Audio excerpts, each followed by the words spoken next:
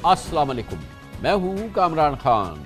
पाकिस्तान के माशी हालात दगरगू हैं और इतने दगरगू हैं कि पाकिस्तान की 75 साला तारीख में हमने ऐसा माशी बहरान पाकिस्तान में नहीं देखा। एक माशी आफत की सी कैफियत है। आम तौर पे इसका जिम्मेदार वज़ीर ख़जाना इसहाक डार को समझा जा रहा है। उन पर तनकीद भी हो रही है, ख़ास तौर पे मीडिया और सोशल मीडिया में इसहाक डार का हर वक्त जिक्र रहता है। जो लोग उनकी मुतबादिल की बात करते हैं, उन पर तनकीद करते हैं, वो डार साहब को पसंद नहीं आ रहे। एक टीवी प्रोग्राम में साबिक चेयरमैन FBR, जो माशी उमूर के बहुत उम्दा माहिर भी हैं, उनसे इसहाक डार के हवाले से बात की गई तो उन्होंने इसहाक डार के इस्तीफे की बात की। जब इसहाक डार से इस हवाले से सवाल किया गया तो वो भड़क उठे शब्बर ज़ैदी पर, और उसके अलावा प्रेस कॉन्फ्रेंस में भी उसके और दूसरी जगहों पे उन्होंने शब्बर ज़ैदी के हवाले से कहा जो कुछ उन्होंने इस मुल्क के साथ किया उन्हें जेल में होना चाहिए।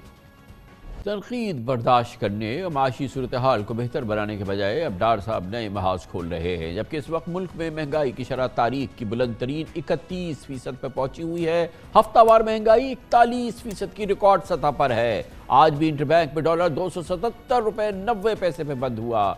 डार साहब के वज़ीर ख़जाने की बसरत में बराजमान होने के बाद से डॉलर 48 रुपये 42 पैसे महंगा हो चुका है, यानी 29 सितंबर से अब तक रुपए की कदर 17% कम हो चुकी है। जबकि इस वक्त भी स्टेट बैंक में 5 अरब डॉलर की LCs फंसी हुई है और जब ये खुलेंगी तो रुपए पर बहुत दबाव आएगा।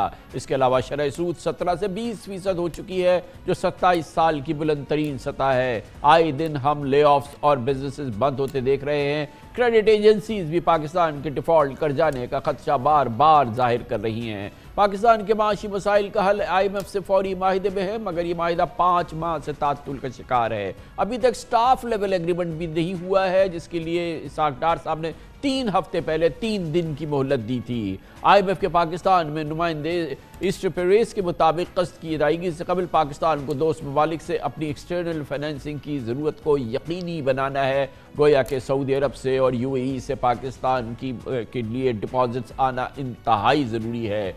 ये पेशगी शराइत में से आखिरी शर्त है जिसे IMF चाहता है कि इस्लामाबाद मुकम्मल करे, तब कहीं जाके स्टाफ लेवल एग्रीमेंट होगा और फिर कहीं जाके आगे LOI होगा, फिर कहीं जाके एग्जीक्यूटिव बोर्ड उसको मंजूर करेगा और फिर कहीं जाके ये प्रोग्राम बहाल होगा। यकीनन अभी इसमें कई मनाजिल बाकी है और इस पूरी सूरत हाल में यकीनन पाकिस्तान के लिए एक एक दिन बहुत अहम है। बहरहाल डार साहब का गुस्सा और उनकी परेशानी अपनी जगह, इस पर हम बात करते हैं। हमारे साथ हैं इन तमाम मौज़ूआत पर डार साहब को जवाब देने के लिए इस वक्त तशरीफ़ ले गए हैं शब्बर ज़ैदी साहब नजफ़ अशरफ में हैं, जहाँ पर वो हमारे साथ मौजूद हैं। बहुत बहुत शुक्रिया शब्बर ज़ैदी साहब। आपने सुना आपने कैसे कह दिया डार साहब को कि जो सूरत हाल है वो इतनी ख़राब है कि वो रिज़ाइन कर दे, जिस पर वो उन्होंने कहा कि आपने तो बेड़ा गर्क कर दिया था, आपने जो रिफंड दिए, आपको तो गिरफ्तार होना चाहिए। बिस्मिल्लाहिर्रहमानिर्रहीम। कामरान साहब, मैं इस वक्त नजफ़ अशरफ में मौजूद हूँ, हज़रत अली अलैहिस्सलाम के रोज़े पर, और पाकिस्तान के लिए जहाँ तक हो सकता है दुआ कर रहा हूँ, पाकिस्तान की मुस्तक़बिल के लिए। देखिए, मैं डार साहब के किसी पर्सनल इल्ज़ाम का जवाब देना नहीं चाहता, और वो जो बात कर रहे हैं वो मुझे उनकी रीज़न भी समझ आ रही है। मैंने ये नहीं कहा कि, मैंने कहा जी जब ऐसे हालात होते हैं फाइनेंशियल दुनिया में, फाइनेंस मिनिस्टर्स चेंज होते रहते हैं, क्योंकि एक आदमी जब एक पॉलिसी लेके चलता है, अगर उसकी गलत से सही होती है, अगर वो नहीं हो सकती तो आप उसको चेंज कर देते हैं। मैं यही बात कह रहा था, और मेरा ख्याल है इस तरह की बात डिस्कशन में भी आई है, जो बैनुल-अक़वामी इदारों से बातचीत होती रहती है। अब आते हैं मैं इस पर बात पर कि नॉन एंटिटी और कौन एंटिटी है और कौन नॉन एंटिटी है। बात यह है कि जो मैंने पाकिस्तान के बारे में प्रेडिक्शन की थी, या मेरी जो अंडरस्टैंडिंग पाकिस्तान की थी, जो मैंने 16 दिसंबर 2021 को की थी, वो जियो ने बहुत ज़्यादा चलाई थी, और मैंने उस वक्त कहा था कि पाकिस्तान के हालात बड़े संगीन हैं और हमें इसके बारे में सोचना चाहिए और हमें सही करना चाहिए। अगर हम इस डिनाइल में रहते हैं कि हमारी माशी हालात बहुत अच्छे हैं, तो हम पाकिस्तान का भला नहीं कर रहे, हम पाकिस्तान के साथ बुराई कर रहे हैं। किसी भी चीज़ की हकीकत से डिनाइल जो होता है वो अच्छी चीज़ नहीं होती। तो ये अच्छा, और वो जो बात मैंने की थी वो आज अगर तमाम बैनुल-अक़वामी इदारे कर रहे हैं ڈاٹ صاحب بھی کر رہے ہیں, عمران خان صاحب کی پارٹی بھی کر رہی ہے کہ پاکستان کی ڈیفالٹ کی آنے کے خطرات ہیں, آئی ایم ایف سے ہر چیز کے اوپر ہم کمپرومائز کرتے چلے جا رہے ہیں. آج ڈالر 270 روپے کا آپ نے بتایا, 300 روپے کا ڈالر بازار میں بک رہا ہے. تو یہ سب چیزیں ریئلٹی ہیں. تو میں ان چیزوں کے بارے میں جو کمنٹ کرتا ہوں اور آپ کے پروگرام پہ بے شمار پروگرام میں آتا ہوں, میری کبھی کوئی بات, میں یہ نہیں کہتا کہ میں ہمیشہ کوئی میرے پاس کوئی ڈیوائن علم ہے, مگر میں جنرلی جو میں سچ سمجھتا ہوں وہ بیان کر دیتا ہوں. تو میری کبھی کوئی بات جنرلی غلط ثابت نہیں ہوئی ہے. تو میں اس لیے جو ان کو برا لگ رہا ہے وہ یہ اس لیے برا لگ رہا ہے کہ یہ ایک حقیقت ہے. اب کسی کو حقیقت نہیں سمجھ آئے تو وہ بری بات. اب آ جاتا ہوں میں ریفنڈ والے سلسلے پر. یہ جو انہوں نے بعد میں آخر میں ریفنڈ والی بات کی, وہ میں تھوڑا سا, مجھے اس پہ بہت افسوس ہے اور میں اس کے بارے میں کمنٹ نہیں کرنا چاہتا. اگر وہ سمجھتے ہیں کہ شبر زیدی کو جیل میں ہونا چاہیے تو وہ اس کے اوپر جو بھی ان کا حق ہے یا جس کے پاس کوئی حق ہے وہ اس کو استعمال کر سکتے ہیں. مجھے اس پہ کوئی اختیار نہیں ہے. اور جہاں پہ میں بیٹھا ہوں, جس جگہ پر جو ہمارے جن ائمہ کے ساتھ ہمارے تعلقات ہیں, ہمارے لیے یہ چیزیں بہت اہمیت نہیں رکھتی ہیں. دنیاوی پوسٹیں اور دنیاوی چیزیں ہمارے لیے کوئی اہمیت نہیں رکھتی. میں جس خاندان سے بلانگ کرتا ہوں. اب آ جاتے ہیں ریفنڈ کے اوپر. 3-4 باتیں میری اس پہ بڑی کلیئر ہیں. پہلی بات یہ ہے کہ شاید ان کو یہ بات پتہ نہیں ہے, ان کے زمانے میں ایسا ہوتا ہو کہ chairman F B R refund میں انوالو ہوتا ہو.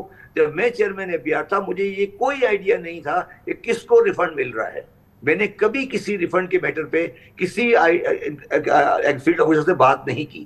دوسری بات کامران صاحب یہ ہے کہ جو آدمی یہ کہہ رہا ہے کہ میں نے کسی کلائنٹ کو ریفنڈ دے دیا تو وہ ایک کرائم کر رہا ہے, وہ ایک جرم کر رہا ہے. کیونکہ جو آپ کا اور ٹیکس کا معاملہ ہے وہ کسی دوسرے آدمی کو پتہ ہی نہیں لگ سکتا.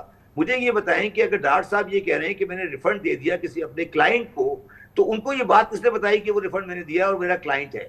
یہ انفارمیشن کوئی آدمی لیک آؤٹ کر نہیں سکتا. اور اگر وہ لیک آؤٹ کرے گا تو اس کے خلاف انکم ٹیکس آرڈیننس کی شاید 214 سیکشن میں کرائم ہے, یہ سزا ہے.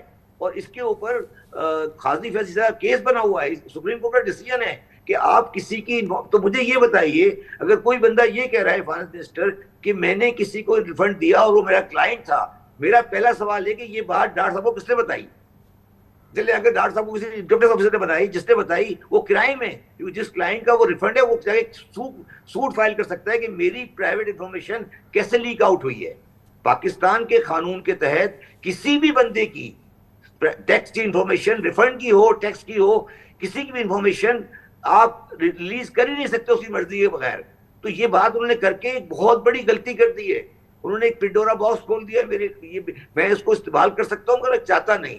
اچھا, اس کی بیک گراؤنڈ کامران صاحب وہ یہ ہے کہ جب یہ میں چیئرمین ایف بی آر ہٹ کے آیا تھا تو ایک خواجہ آصف صاحب کی بھانجی ہیں جو ایم این اے شیزا فاطمہ خواجہ, انہوں نے ایک سوال ریز کیا تھا نیشنل اسمبلی کے اندر, اور انہوں نے بھی یہی لکھا تھا کہ انہوں نے اس بینک کو دے دیا, اس بینک کو دے دیا, اس بینک کو دے دیا. اور اس کے بعد وہ سوال اسمبلی میں شاید کبھی آیا ہی نہیں.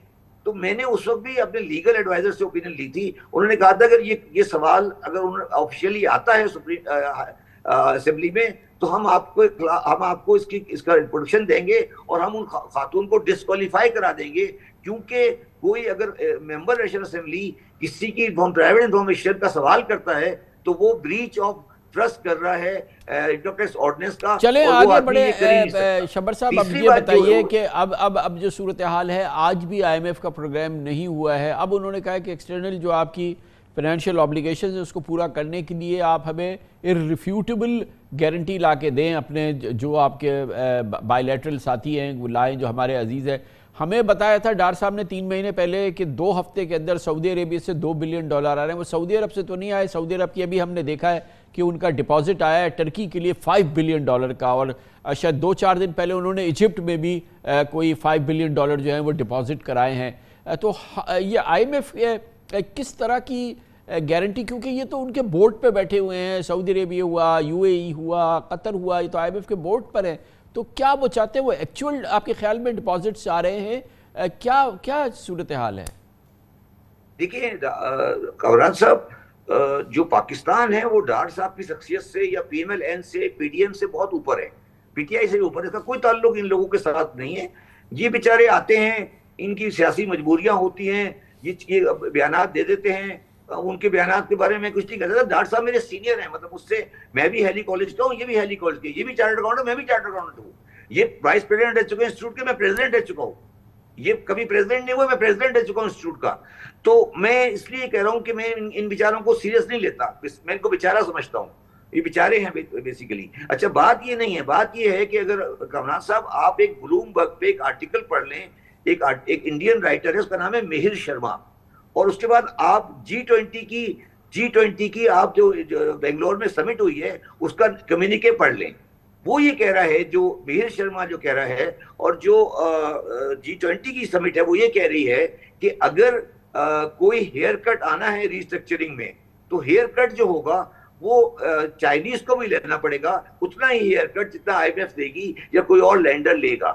اور اس نے دوسری بات یہ کی ہے کہ جو انٹرنیشنل جو آج کل لینڈر ہیں وہ لوگ اب یہ نہیں کر سکتے کہ کوئی جو لینڈنگ ہے یا ریسٹرکچرنگ ہے یا ریشیڈولنگ ہے یا ڈپازٹ ٹیکنگ ہے وہ یہ نہیں کر سکتا کہ چائنا کر دے اور سعودی عرب کر دے. اب انٹرنیشنل کمیونٹی یہ سارے کام ایک ساتھ کرے گی. وہ یہ کہہ رہے ہیں کہ جو پاکستان میں جو انٹرنیشنل کمیونٹی ہے، پیرس کلب ہے، IMF ہے، اور جو لینڈرز ہیں اور جو چائنیز ہیں، تو جو کچھ بھی ہونا ہے یہ پاکستان میں ایک ساتھ ہوگا. اب پرابلم جو اس نے آگے ایک اور بات لکھی ہے جو آپ لوگوں نے شاید غور نہیں کیا، اس نے کہا کہ چائنیز کا جو اکاؤنٹنگ سسٹم ہے، فورن لینڈنگ کا جو کہ کاروبار کا سسٹم ہے، ان کے ہاں یہ میکینزم نہیں ہے کہ ریشیڈولنگ کیسے کی جائے. اب پاکستان کو جا کے ان کو سمجھانا پڑے گا کہ سر آپ نے یہ اس طرح کرنا ہے. تو اس کے بجائے کہ وہ میرے خلاف بات کرتے، ان کو سیدھا فلائٹ لینی چاہیے چائنا کی، اور کسی پراپر اکاؤنٹنٹ کو لے کے جائیں اور اسے بتائیں کہ سر اگر آپ ریشیڈولنگ کرنی ہے تو آپ اس طرح کریں، کیونکہ یہ چائنیز ڈیٹ جو ہے یہ اس طرح کا ڈیٹ نہیں ہے جس طرح کا ڈیٹ ہم پاسلی لیتے رہے ہیں. تو بات جو ہے نا وہ پاکستان کی جب بات کی جائے نا، تو اگر یہ ہم کامران صاحب چھوٹی چھوٹی باتیں کرتے رہیں گے، ایک دوسرے سے لڑتے رہیں گے، تو پاکستان تباہ ہو جائے گا. شبر زیدی صاحب بہت شکریہ، ہمارے ساتھ نجف اشرف سے موجود تھے جناب شبر زیدی. کمرشل بریک، اس کے بعد ذکر کرتے ہیں پنجاب کے پی الیکشن. 2 ٹوک فیصلہ آ چکا ہے سپریم کورٹ آف پاکستان کا. حکومت نے پہلے بھی انسنا کیا تھا، ایک بار پھر ظاہر ہو رہا ہے کہ حکومت اس میں بالکل انٹرسٹڈ نہیں ہے. الیکشن کمیشن آف پاکستان کا رویہ بھی فی الحال جو ہے اس نے شیڈیول نہیں دیا ہے پنجاب کا. کے پی کا فی الحال کوئی ذکر نہیں ہے. اس پوری صورتحال پہ بات کرتے ہیں چھوٹے سے وقفے کے بعد. Welcome back. Khyber Pakhtunkhwa Punjab assembly کے انتخابات 90 دن میں کرانے سے متعلق سپریم کورٹ کے فیصلے کو آج 5 روز ہو گئے ہیں، مگر حکومت نے اسے سنا انسنا ہی رکھا ہے. پنجاب میں انتخابات کے لیے صدر مملکت عارف علوی نے 3 روز قبل 30 اپریل کی تاریخ بھی دے دی تھی، مگر الیکشن کمیشن کی جانب سے ابھی تک شیڈیول نہیں آیا ہے. آج الیکشن کمیشن میں ایک اور اجلاس ہوا، مگر شیڈیول کے حوالے سے کوئی پیش رفت نہیں ہوئی ہے. اب ایک اور اجلاس کل طلب کیا گیا ہے. بتایا گیا ہے کہ آج کے اجلاس میں الیکشن کمیشن نے پنجاب اور KPK میں انتخابات کے لیے فنڈز اور سیکیورٹی اہلکاروں کی فراہمی کے لیے وفاق سے جلد رابطہ کرنے کا فیصلہ کیا. الیکشن کمیشن نہ جانے کب پنجاب اسمبلی کا عام انتخابات کا شیڈیول جاری کرے گا. دوسری جانب گورنر خیبر پختونخوا حاجی غلام علی مسلسل قائم ہیں. KP اسمبلی کے انتخابات سے متعلق ان کی رائے کئی بار سامنے آ چکی ہے کہ الیکشن نہیں ہو سکتے، اور انہوں نے کہا کہ الیکشن کمیشن کے خط کا انہوں نے جواب بھیج دیا ہے. الیکشن کمیشن کو 7 یا 8 مارچ کو مشاورت کے لیے اب انہوں نے بلایا ہے. اس مشاورت کے بعد سپریم کورٹ کے فیصلے کی روشنی میں گورنر KP اسمبلی کی تاریخ کا اعلان کرنے کے پابند ہے. اس سے پہلے سپریم کورٹ آف پاکستان ان پر آئین کی خلاف ورزی کا الزام لگا چکی ہے. صاف لگ رہا ہے کہ پنجاب ہو یا خیبر پختونخوا، حکومت انتخابات کرانے سے کتلا رہی ہے. جمعے کو وزیر خزانہ اسحاق ڈار نے کھلے لفظوں میں ایک طرح سے انتخابات سے کہ اس سپریم کورٹ کے فیصلے کو مسترد کر دیا تھا، اور گزشتہ روز PDM کے سربراہ مولانا فضل الرحمان نے. اس موضوع پہ بات کرتے ہیں، تازہ ترین تفصیلات ہمیں دیں گے. اسلام آباد میں ہمارے بیورو چیف عدیل وڑائچ موجود ہیں. بہت بہت شکریہ عدیل وڑائچ صاحب. بتائیے گا 5 روز ہو گئے ہیں، کہیں سے حکومت کی کسی ادا سے یہ نہیں لگ رہا کہ الیکشن ہونے جا رہے ہیں. الیکشن کمیشن سے بھی بہرحال ایسی کوئی ماحول بنتا نظر نہیں آ رہا ہے. آپ بتائیے. کامران صاحب، جو تقریباً 54 دن کا شیڈول ہے، وہ اگر 8 تاریخ تک پبلک نوٹس جاری نہیں ہوتا تو اس پر پھر وہ ایک جو قانونی تقاضا ہے اس پر عمل درآمد نہیں ہو سکے گا.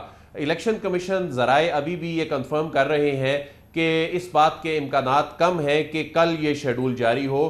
شیڈول کے حوالے سے اگرچہ تاریخ آ چکی ہے اور سپریم کورٹ آف پاکستان کی جانب سے جو ڈیڈ لائن ہے اس کا بھی اتنا زیادہ مارجن نہیں ہے، لیکن شیڈول کے حوالے سے ابھی انسرٹنٹی پائی جاتی ہے. کل دوبارہ اجلاس بلایا گیا، آج بھی الیکشن کمیشن بیٹھا.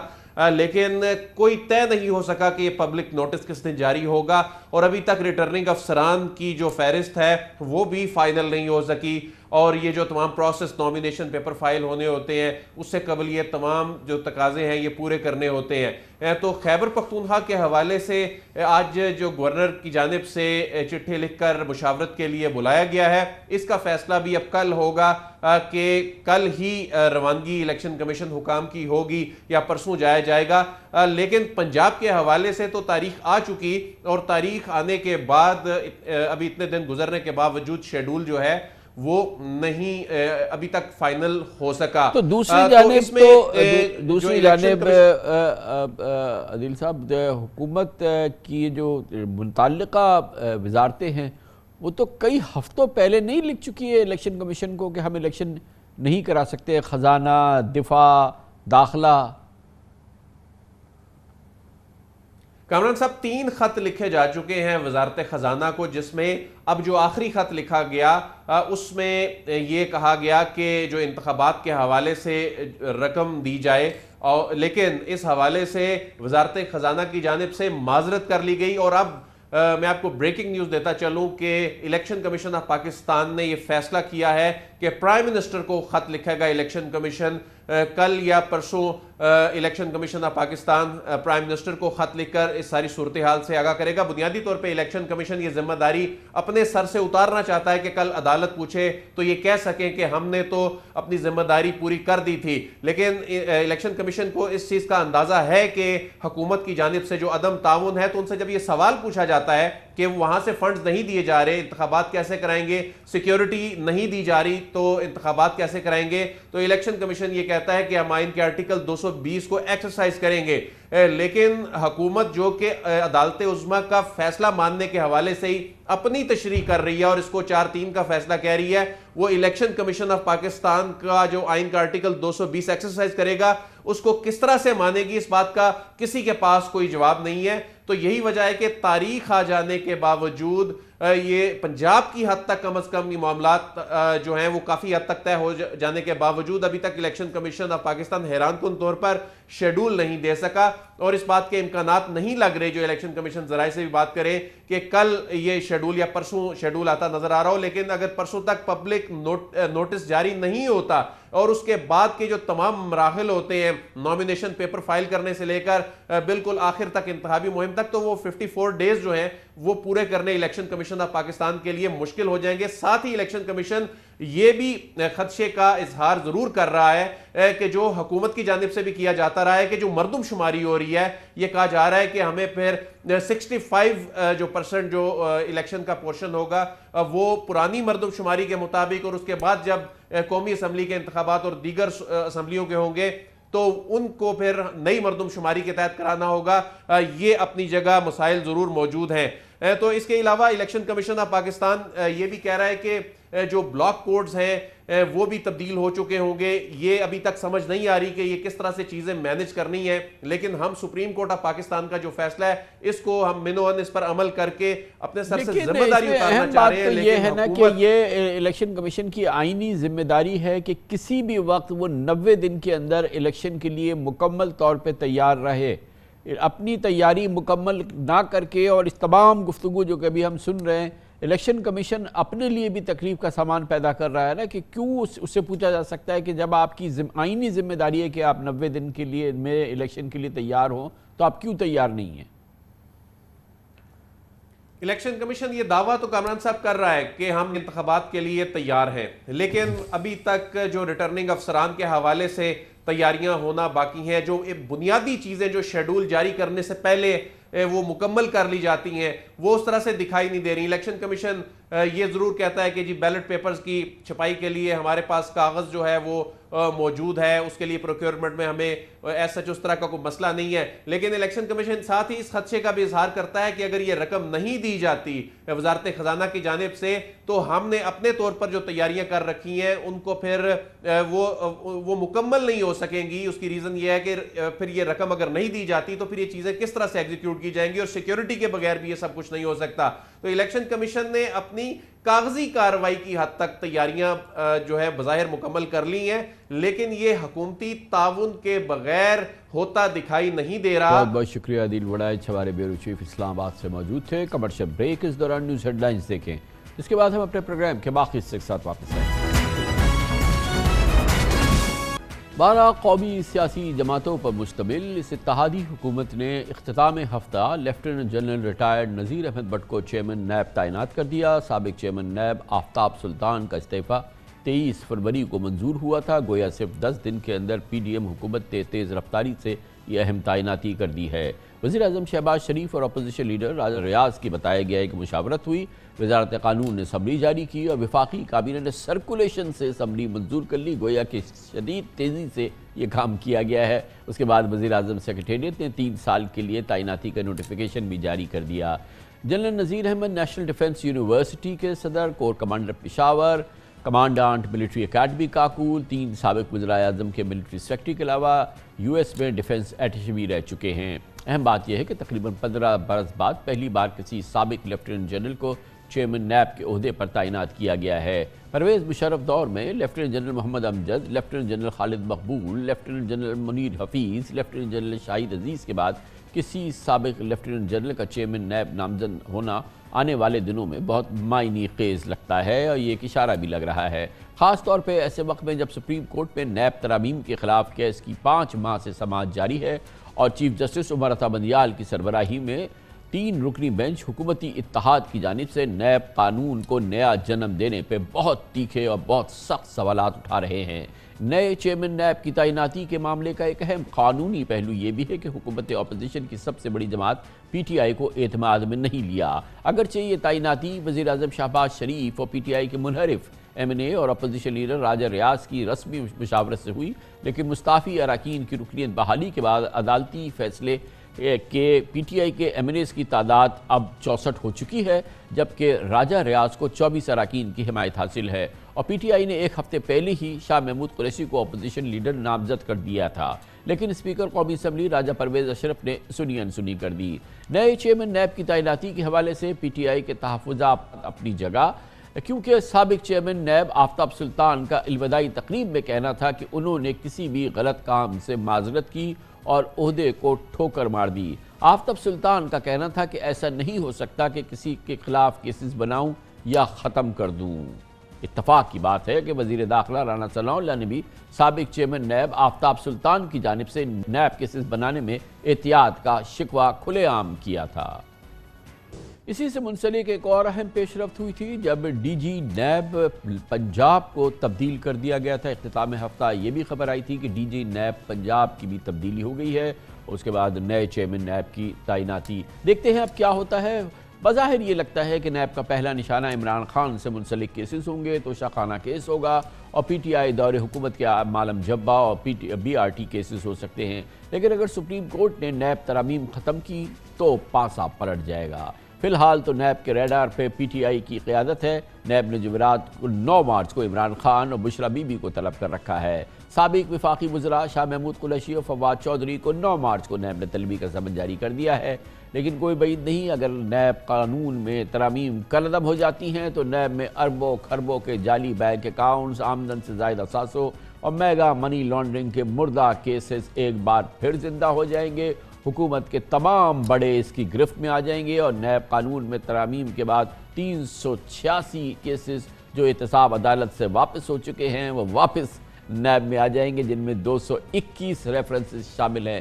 گویا کچھ بھی ہو سکتا ہے، آنے والا وقت اس کی نشاندہی کرے گا۔ اس کے قانونی پہلوؤں پہ بات کرنے کے لیے ہمارے ساتھ ہیں بیرسٹر سلمان اکرم راجہ، پاکستان کے نامور قانون دان، اور اس کی جو قومی اور سیاسی میں اہمیت ہے اس فیصلے کی وہ ہمیں بتائیں گے پاکستان کے نامور سینئر انویسٹیگیٹو جرنلسٹ اعزاز سید۔ اعزاز سید صاحب، پہلے آپ بتائیے گا کہ یہ ایک تو یہ فیصلہ بہت اچانک ہوا ہے، آفتاب سلطان صاحب جس بیک گراؤنڈ میں گئے، ان کی جو شہرت ہے، جو تمام بات جو ہوئی ہے اس دوران وہ سارا اس کی تشہیر ہوئی ہے، اس کے بعد یہ جنرل نذیر صاحب کی جو اپائنٹمنٹ ہوئی ہے، یہ کیا پرائم منسٹر نے کی ہے، آصف زرداری صاحب نے کی ہے، یا ان لوگوں کی مشاورت سے ہوئی ہے، یہ کیسے ہوئی ہے؟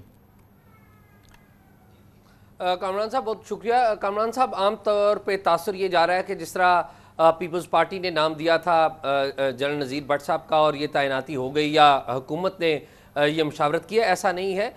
یہ جو تعیناتی ہے یہ سیاسی جماعتوں کی طرف سے نہیں ہوئی ہے. سیاسی جماعتوں نے اس کے اوپر مہر ضرور ثبت کی ہے، آرڈر ان کے اوپر دستخط ضرور ہوئے ہیں، لیکن یہ تعیناتی پیپلز پارٹی کی طرف سے بھی نہیں ہوئی ہے، اور اگر آپ سالولی نون لیگ کی بات کریں تو ان کی طرف سے بھی نہیں ہوئی ہے.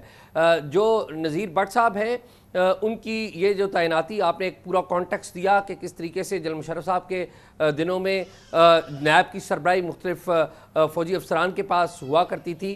اب یہ تعیناتی ایک وقفے کے بعد آئی ہے، دوبارہ نذیر بٹ صاحب کی ریفرنس سے دوبارہ فوجی ایک افسر کے پاس آئی ہے. ہم ماضی میں دیکھ چکے ہیں کہ اس تعیناتی کے اوپر بالخصوص جسٹس ریٹائرڈ جاوید اقبال کے دور میں بہت سارے سوالات اٹھتے رہے ہیں. اب نئی صورتحال یہ ہے کہ آفتاب سلطان تو چلے گئے جو کہ قاعدے قانون کی پابندی کرتے تھے. یہ نذیر بٹ صاحب جو ہیں ان کی اچھی شہرت جانی جاتی ہے. یہ ملٹری میں C4I ایک ڈائریکٹوریٹ رہا ہے، میجر جنرل کی حیثیت سے وہاں پر بھی تعینات رہے ہیں. 3 پرائم منسٹرز کا بھی آپ نے ذکر کیا، لیکن یوسف رضا گیلانی صاحب کے ساتھ جو ان کا ٹینیور ہے وہ بہت تھوڑا ٹینیور ہے، وہ ابتدائی چند مہینوں میں چلے گئے تھے. لیکن اہم بات یہ ہے کہ نذیر بٹ صاحب کے اوپر کوئی کسی قسم کے کرپشن کا کوئی الزام نہیں ہے، صاف ستھرے افسر کے طور پہ جانے جاتے ہیں. لیکن بس اسی میں ضمنی سوال یہ ہے اعزاز صاحب کہ یہ جو بیک گراؤنڈ ہے ایک ریٹائرڈ لیفٹیننٹ جنرل، اس کا یہ پروفائل، اس کا یہ پورا حساب، اس سے یہ توقع کرنا کہ وہ کام جو ایک حکومت سیاسی حوالے سے ایک بہت ہی باقدر، بہت ہی باعزت پولیس آفیسر سے نہیں کرا سکے، وہ جنرل بٹ ان کے اشاروں پہ کریں گے، مجھے کافی یہ مشکل کام نظر آ رہا ہے. یہ کوئی بہت بڑا رسک تو نہیں لے لیا حکومت نے اگر اس کا یہ ہدف ہے تو؟ کامران صاحب کسی میں انڈیویجول کی ڈیٹیل میں جائے بغیر یہ جو تعیناتی ہے یہ میرا خیال ہے کہ ہماری جو فوجی اسٹیبلشمنٹ ہے اس کے لیے بھی اور ہماری جو سیاسی ایلیٹ ہے اس کے لیے بھی یہ کوئی اچھی تعیناتی نہیں ہے. کیونکہ اب اگر نیب پرو ایکٹیولی کام کرے گی اور نذیر بٹ صاحب کے آرڈرز کے اوپر کوئی گرفتاریاں ہوں گی تو اس کا جو بیک لیش ہے وہ سویلین حکومت کے ساتھ ساتھ ہماری اسٹیبلشمنٹ کے اوپر بھی آئے گا. ایک بات تو یہ ہے، اور دوسری بات یہ ہے کہ میں کامران صاحب جو بیک گراؤنڈ بتا رہا تھا کہ اہم بات یہ ہے کہ جو بٹ صاحب ہیں ان کی جو ریپیوٹ دیکھیں تو وہ اچھی ریپیوٹ جانی جاتی ہے، لیکن ایٹ دی سیم ٹائم جب میمو گیٹ ہوا تھا، آپ کو یاد ہے کامران صاحب، یوسف رضا گیلانی صاحب پرائم منسٹر تھے اور حسین حقانی پاکستان کے سفیر تھے امریکہ میں، تو اس میمو گیٹ کے حوالے سے بھی جو بٹ صاحب ہیں ان کا ایک رول تھا. جنرل پاشا نے جو اس وقت جو تحقیقات کی تھی تو ان کی بڑی معاونت انہوں نے کی تھی، یہ ڈیفنس اٹیچی تھے امریکہ میں. تو جو سول ملٹری ریلیشنز کے حوالے سے جو معاملات ہیں تو یہ سسٹم کا حصہ ہیں، وہ اس طریقے سے یہ سویلین گورنمنٹ کو سپورٹ نہیں کریں گے. یہ آرڈرز جو ہیں ان کو فالو کریں گے، لیکن ان آرڈرز کے فالو کرنے سے میرا نہیں خیال گورنمنٹ کی بھی کوئی گورنمنٹ بھی زیادہ کوئی نیک نامی کما پائے گی. آگے چلتے ہیں، ابھی کرتے ہیں آپ سے بات اس کے فال آؤٹ پہ بات کرتے ہیں، لیکن پہلے بیرسٹر سلمان اکرم راجہ صاحب قانونی حوالے سے یہ دیکھیے کہ یہ بڑی کوئکلی ہو گیا. ایک تو بہت ہی مرکی سچویشن ہے جس میں کہ آفتاب سلطان صاحب کو جانا پڑا، بہت ہی کنٹروورشل پورا ماحول بنا ہے، اور اس کے بعد پھر یہ جنرل صاحب کی اپوائنٹمنٹ ہو گئی ہے، اور اس وقت ہوئی ہے جب یہ کہ یہ پی ٹی آئی کے لوگ جو ہے وہ نوٹیفائی ہو چکے ہیں الیکشن کمیشن کے ساتھ، اور ان کا ایک نمبر ہے، پی ٹی آئی نے اپنے طور پہ لیڈر آف دی اپوزیشن بھی نامینیٹ کیا ہوا ہے. اس کی قانونی جو پوزیشن ہے اس پہ اگر روشنی ڈالیں سلمان اکرم راجہ صاحب. دیکھیں، قانون کی تو منشا یہی ہے کہ جو لیڈر آف دی اپوزیشن ہے اس کے ساتھ وزیر اعظم صاحب کی مشاورت ہو.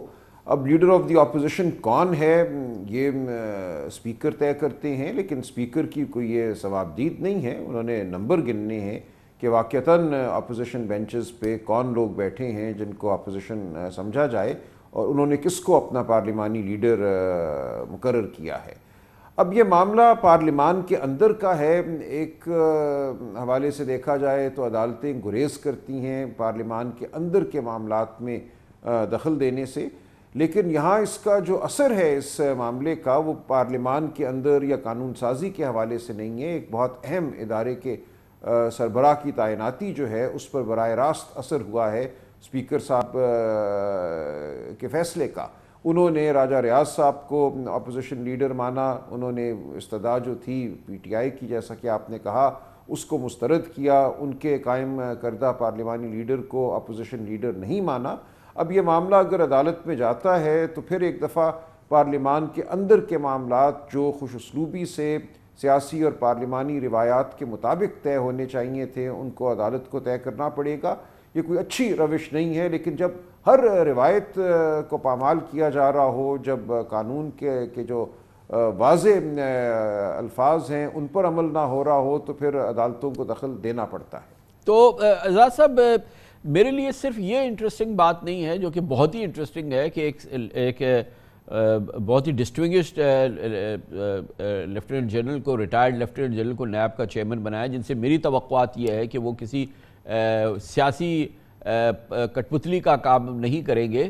لیکن یہ اس کی ٹائمنگ یہ اس لحاظ سے مجھے بڑی انٹرسٹنگ لگ رہی ہے کہ یہ جو نیب ترامیم ہوئی ہیں ساری, یہ چیلنج ہوئی ہیں, سپریم کورٹ میں ہیں, ایڈوانس سٹیج کے اندر اس کا یہ کیس چل رہا ہے.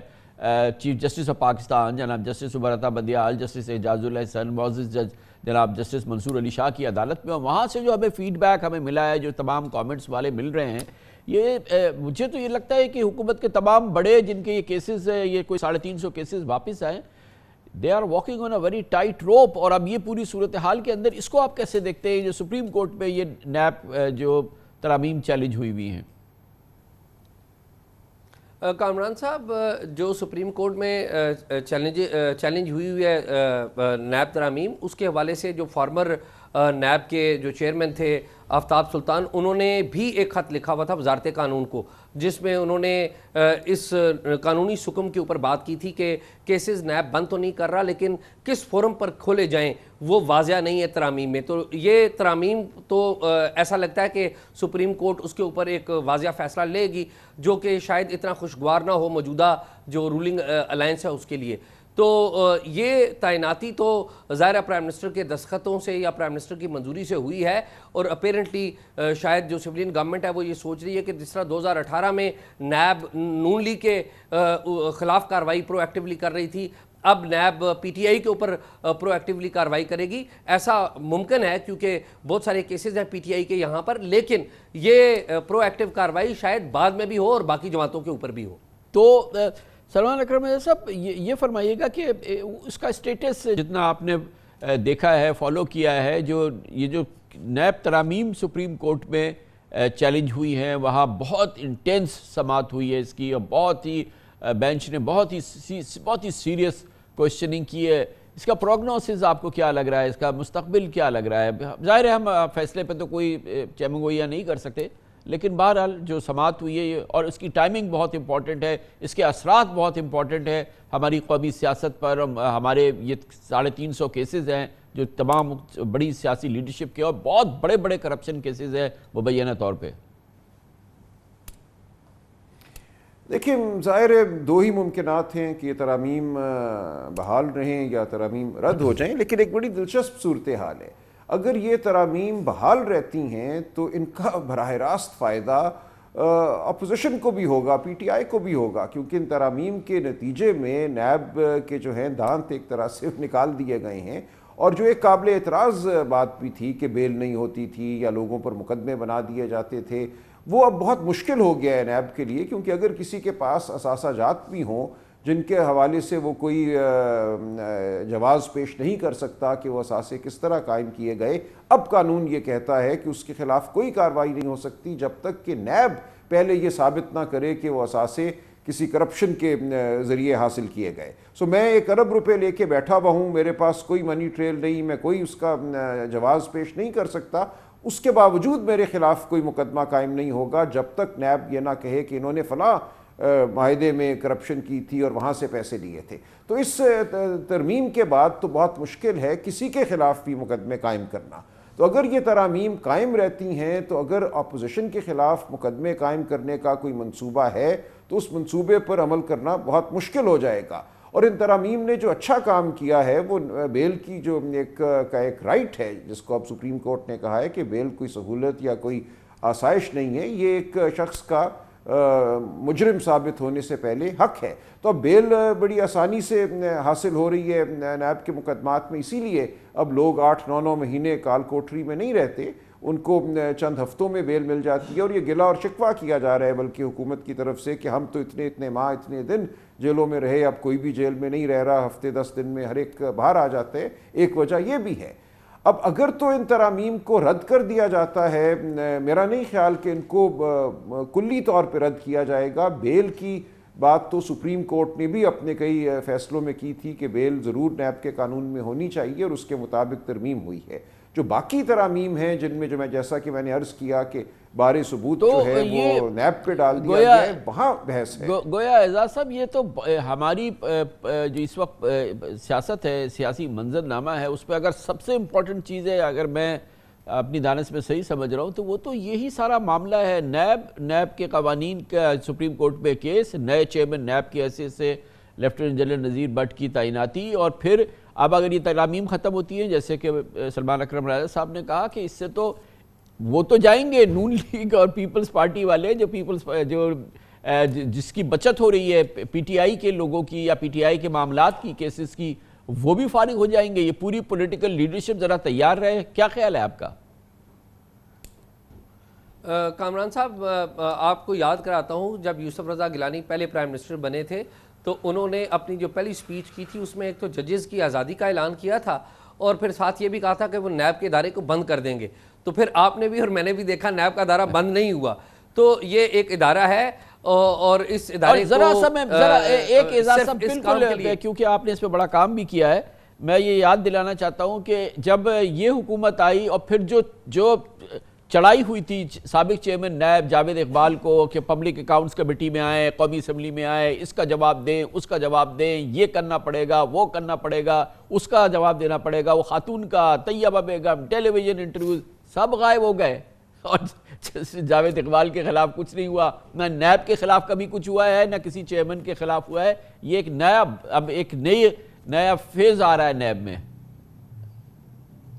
کامران صاحب، ہونا تو یہ چاہیے تھا کہ ہماری جو پولیٹیکل شرافیہ ہے وہ کچھ سیکھتی، لیکن شاید لگتا ہی ہے کہ انہوں نے کچھ سیکھا نہیں، اسی لیے اپائنٹمنٹ ہو گئی ہے۔ اور یہ اپائنٹمنٹ ٹائم آپ بھی دیکھیے گا کامران صاحب اور ہم بھی دیکھیں گے، ٹائم یہ ثابت کرے گا کہ جن لوگوں نے یہ اپائنٹمنٹ کی بھی ہے وہ بھی جس طرح جسٹس جاوید اقبال کو تعینات کر کے بعد میں پچھتائے تھے، شاید یہ وقت آپ اور میں دیکھیں گے کہ یہ ایسا ہوگا۔ ٹھیک ہے، پی ٹی آئی کے خلاف بھی کارروائی ہوگی، اپیرنٹلی ایسا لگ رہا ہے کہ پی ٹی آئی کے کیسز ہیں، اور شاید اس وقت کسی جگہ ضرورت بھی ہے، کچھ لوگ چاہتے بھی ہیں کہ پی ٹی آئی کے خلاف کارروائی ہو، جو وہ چاہتے یہ ہیں کہ آرڈر ہو اور اس پر عمل درآمد ہو۔ تو جنرل صاحب جو ہیں وہ آرڈر پر عمل درآمد ضرور کریں گے، لیکن at the same time with the passage of time اس کا جو بیک لیش ہے وہ کسی کے لیے بھی اچھا نہیں ہے، گورنمنٹ کے لیے اچھا ہے، کسی کو جواب دے تو نہیں ہے، کسی کے آرڈر کا لینے کا تو نہیں ہے، وہ تو خود چیئرمین ہے، اتھارٹی ہے نیب۔ تو اپنا سلمان اکرم صاحب، اس میں قانونی اتنی کوئی ابہام ہے کہ یہ چیلنج ہو سکے؟ ویسے تو ہر چیز چیلنج ہو جاتی ہے، مگر ایک ہوتا ہے کہ بہت ہی لوز معاملہ ہے، یہ تو باقاعدہ ضرور چیلنج ہوگا۔ جی، میری نظر میں چیلنج تو کیا جا سکتا ہے، جیسا کہ میں نے عرض کیا کہ یہاں جو لیڈر آف دی اپوزیشن کے ساتھ مشاورت ہوئی ہے اس حوالے سے آپ نے بھی سوال اٹھایا اور سوال بنتا ہے۔ اور جو بات اعزاز سید صاحب کر رہی ہیں وہ تو بے حد باعث تشویش ہے کہ یہ تعیناتی پارلیمان میں موجود سیاسی جماعتوں نے نہیں کی، یہ کہیں اور سے ہوئی ہے، اور یہ جنرل صاحب، ریٹائرڈ جنرل صاحب آرڈر کے تحت کام کریں گے، تو یہ کوئی خوشائند بات نہیں ہے، اور بدقسمتی سے نیب کی تاریخ یہی رہی ہے۔ دیکھیے، نیب ایک طرح سے اچھا ایک خیال ہے، لیکن اس کی حقیقت جو ہے وہ ہمیشہ ہی انتہائی مگر یہ خیال ہے کسی اور کا، اسے سوچتا کوئی اور ہے۔ سلمان اکرم صاحب، اس کا بڑا ایک روایت رہی ہے، ایسا ہی لگ رہا ہے صاحب۔ بہت شکریہ اعزاز سید صاحب، آپ کا بھی بہت شکریہ، بڑی نوازش۔ اور کمرشل بریک، جس کے بعد ذکر ہوگا عمران خان، پاکستان تحریک انصاف، اور یہ جاننے کی کوشش کریں گے کہ کیا واقعی حکومت عمران خان کو گرفتار کرنا چاہتی ہے، کیا واقعی عمران خان گرفتار ہونے کے لیے تیار ہیں، یا اس کو وہ اوائڈ کرنا چاہتے ہیں، وہ اور ان کی جماعت۔ اس سلسلے میں حکومت کی حکمت عملی کیا ہے، خود پی ٹی آئی کیا چاہتی ہے، ان تمام موضوعات پر اور آج کے تمام تیکھے موضوعات پر جس میں پی ٹی آئی کی ہمیں پالیسی جاننی ہے، ہمارے ساتھ ہوں گے پی ٹی آئی کے سینئر وائس چیئرمین جناب فواد چودھری۔ چھوٹے سے وقفے کے بعد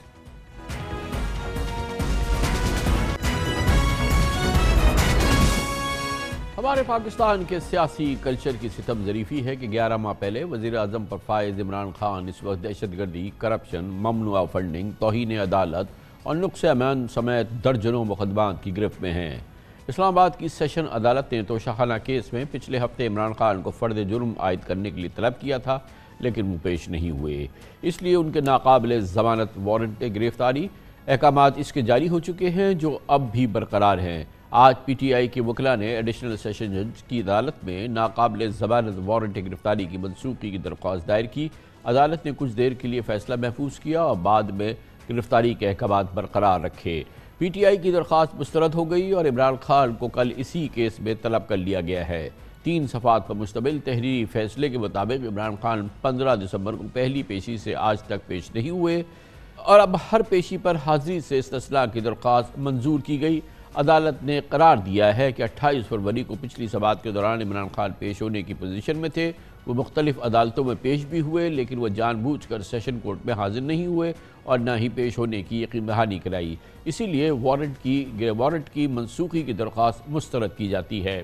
عمران خان کے وارنٹ گرفتاری کی تکمیل کے لیے کل اسلام آباد پولیس زمان پارک لاہور بھی آئی تھی اور پولیس کی آمد سے پہلے کل بڑی تعداد میں پی ٹی آئی کے رہنما کارکن زمان پارک میں جمع ہو گئے تھے۔ خبروں کے مطابق پولیس کو مزاحمت کا بھی سامنا کرنا پڑا۔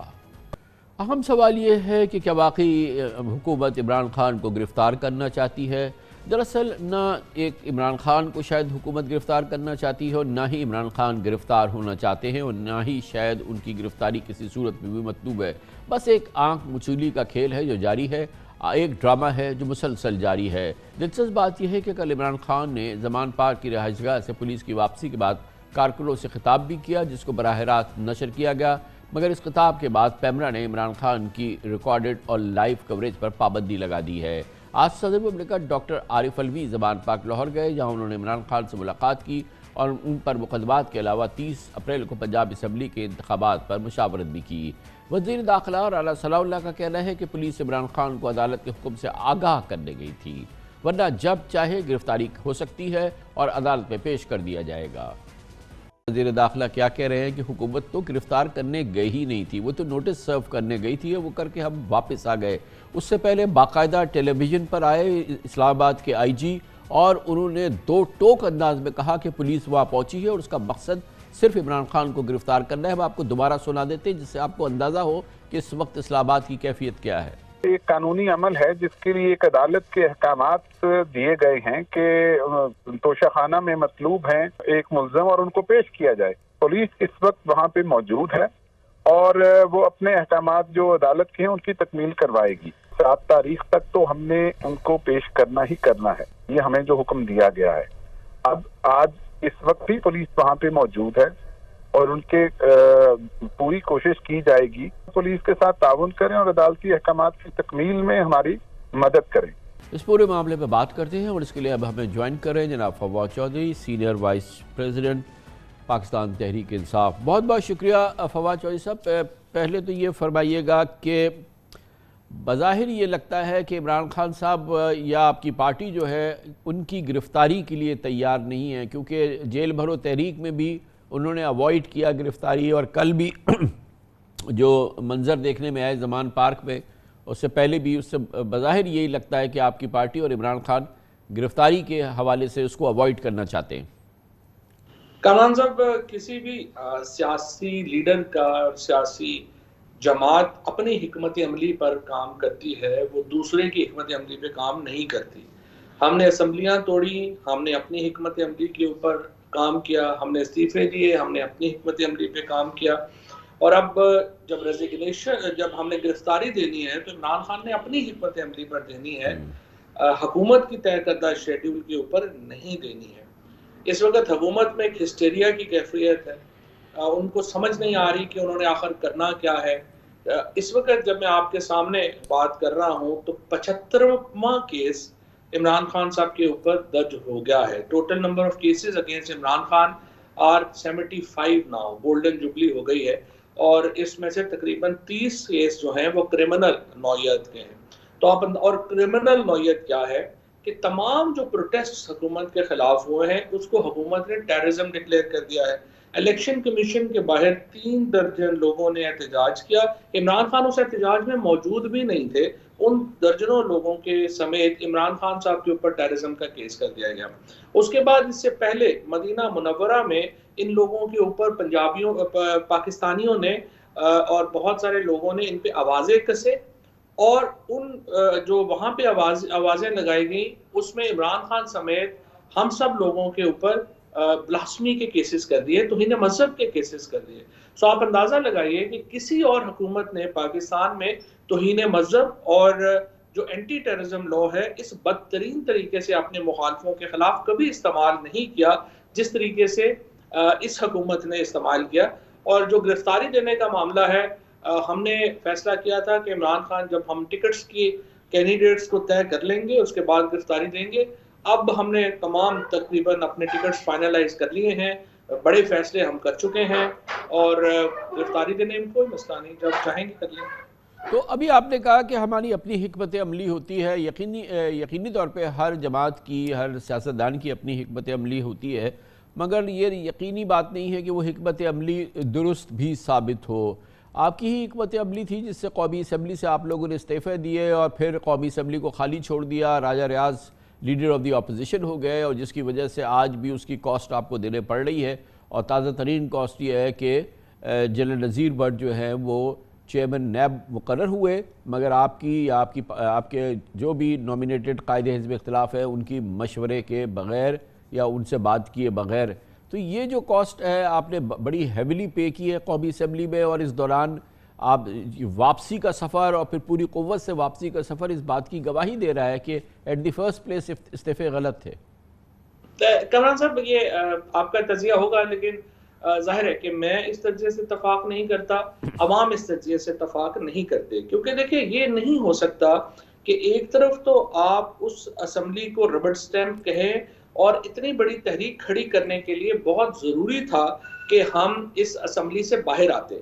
پاکستان کی تاریخ میں کسی اور حکومت نے 6 یا 7 مہینوں میں کسی سیاسی جماعت نے اس قسم کی تحریک کھڑی نہیں کر سکی جو عمران خان نے اور تحریک انصاف نے کھڑی کی, اور یہ صرف تبھی ممکن ہوا جب ہم اسمبلیوں سے باہر آئے.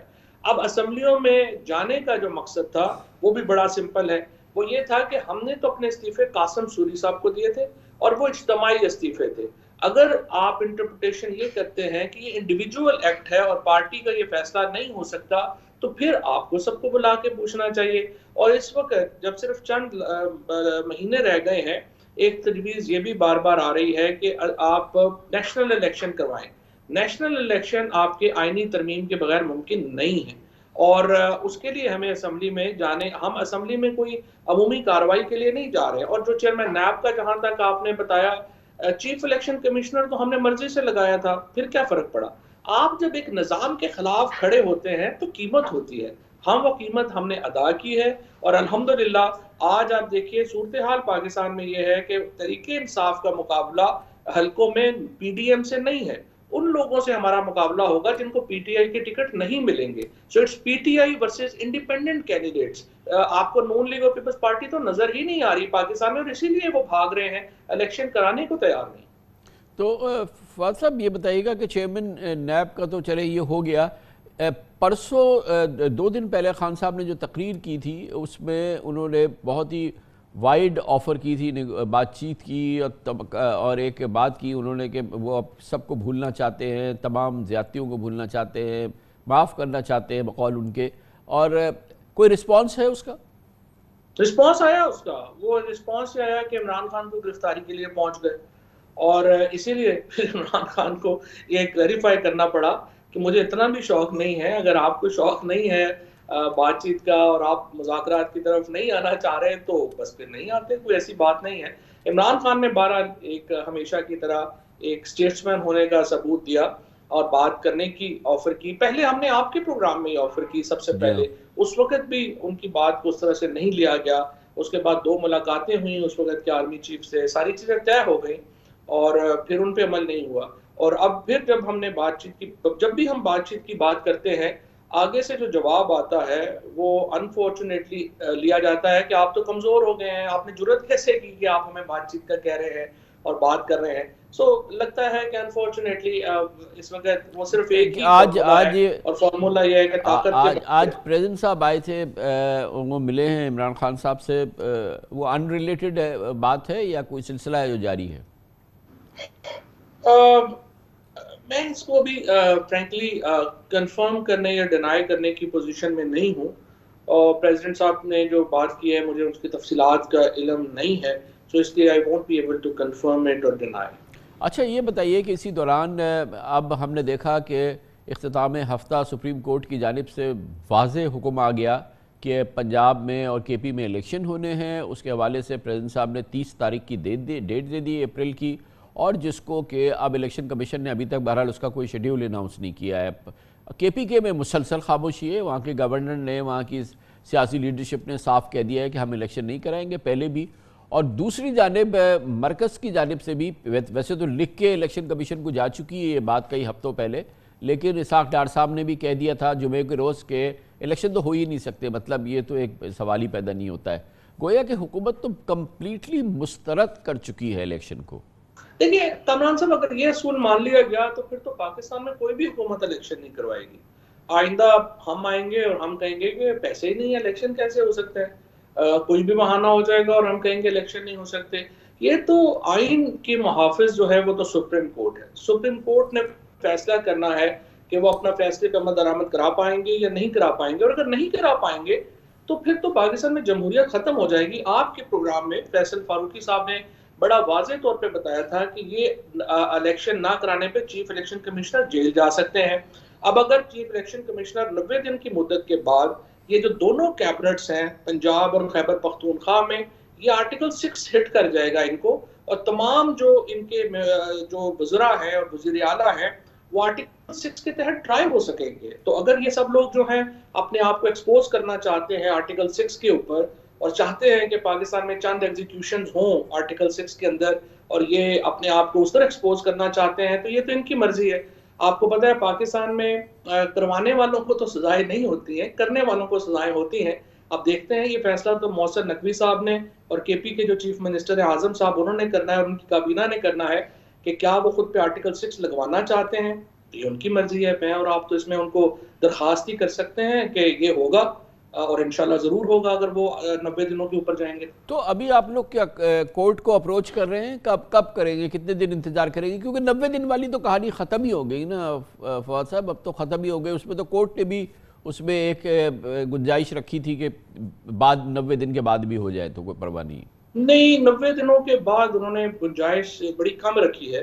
انہوں نے جو لفظ استعمال کیے ہیں وہ بیئر منیمم ہے. بیئر منیمم کا پہلے ہی جو تشریح ہے وہ الیکشن کمیشن کر چکا ہے, اور الیکشن کمیشن نے یہ 14 تاریخ کو مدت پوری ہوتی تھی, انہوں نے 30 تاریخ کو الیکشن کرانے کا فیصلہ کیا ہے. ابھی تک جہاں تک میں سمجھتا ہوں الیکشن کمیشن اپنے فرائض سر انجام دے رہا ہے, اور آئین کے قریب ترین سر انجام دے رہا ہے. تو اس موقع کے اوپر میں ان کو کرٹیسائز نہیں کرنا چاہتا, کیونکہ وہ تو بہرحال سپریم کورٹ کے آرڈرز کو کمپلائی ود کر رہے ہیں. اب اگر حکومت نے اور یہ صوبائی حکومتوں نے کمپلائی ود نہیں کیا, چاہے وہ کسی کے کہنے پہ کریں یا نہ کریں, آرٹیکل دیکھیے ہوتا یہ ہے اقتدار جب تک ہوتا ہے تب تک تو ہر چیز ہی صحیح ہوتی ہے. مسائل تو شروع ہوتے ہیں جب اقتدار چلا جاتا ہے, اور یہ انہوں نے فیصلہ کرنا ہے, اور صدا بادشاہی تو اللہ کی ہے. اور فواد صاحب اسی دوران جب 2 دن پہلے جب خان صاحب نے ڈائیلاگ کی آفر کی, اس کے بعد ایک تو خیر ان پہ اٹیمپٹ ہوا اریسٹ کا, اور ایک اور بڑی ڈیولپمنٹ ہے کہ ان کی پیمرا نے پابندی لگا دی ہے ان کی تقاریر پہ, اور انفیکٹ ریکارڈڈ تقاریر پہ بھی تقریر لگا دی ہے. مطلب ان کا چہرہ جو ہے, ان کی آواز جو ہے وہ پاکستان کے میڈیا پہ نہیں آ سکتی بقول سرکار کے. دیکھیے یہ تو میرے سے زیادہ فرینکلی یہ تو میڈیا کا کام ہے کہ اس کو وہ دیکھے, کیونکہ اس طرح تو کل کسی کی بھی آواز نہیں آ سکے گی. بلینکٹ بینز کے اوپر پہلے ہی جسٹس اطہر من اللہ صاحب فیصلہ دے چکے ہیں, بلینکٹ بینز نہیں ہو سکتے ہیں. سپریم کورٹ اس کے اوپر واضح ہے, آرٹیکل 19 کے اوپر واضح ہے. لیکن پاکستان میں میڈیا انفارچونیٹلی کوئی خاص سٹرگل کرتا نہیں ہے, اور ہم نے دیکھا ہے اب تک میڈیا کو جو آزادیاں ملی ہیں وہ جنرل مشرف صاحب نے یا باقیوں نے خود ہی دے دی ہیں۔ میڈیا تو اس پہ کوئی آواز اتنی آتی، ایمنٹ نے کل اس کے اوپر پروٹیسٹ کیا ہے، لیکن اس کے علاوہ آپ دیکھیے کہ 2-3 دن پہلے اسلام آباد میں صحافیوں کو تشدد کا نشانہ بنایا گیا اور انہی صحافیوں نے آج وزیر قانون کو بلا کے ان سے حلف لے لیا۔ یہ تو صحافیوں نے دیکھنا ہے کہ وہ آواز کی، اور اس طرح سے اگر سکویز ہوتے جائیں گی پاکستان میں آرٹیکل 19 تو ان کی نوکریوں کا اور ان کا مستقبل پروفیشن کا کیا ہے۔ ہم تو بہرحال عدالت میں چلے گئے ہیں، صبح یہ کیس لگا ہوا ہے، لیکن یہ میرے خیال میں ہمیں کوئی فرق نہیں پڑتا۔ ہم تو فرینکلی ہمارا جو سارا ریلائنس ہے وہ پہلے ہی سوشل میڈیا کے اوپر ہے، ٹی وی وغیرہ کے اوپر ہم اتنا بہت اپنی انویسٹمنٹس کرتے بھی نہیں ہیں، but this is for the media to think, اور انہوں نے دیکھنا ہے کہ اس سے ان کے کیا فیوچر ہوگا۔